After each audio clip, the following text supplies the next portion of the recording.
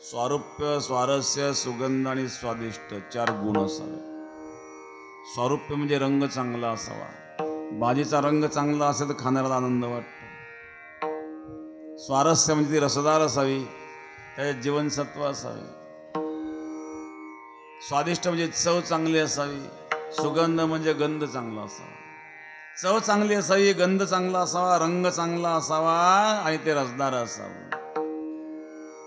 स्वयंपाक करणारी सुगरण असावी, खाणाऱ्याला भूक लागलेली असावी. खाऊन खाऊन अजीर्ण झालेलं, वरून डायबिटीस, तेल गुलाबजामचा आग्रह, काय गोड लागेल. स्वयंपाक करणारी सुगरण असावी, कशात काय घालावं आणि किती घालावं ज्ञान पाहिजे ना. एक सुगरण बसली खिचडी बनवायला. त्याने खिचडी बनवली 3 मजली. तळाला जडकेवाडी, मध्ये चिखलवाडी, वर तांदूळवाडी.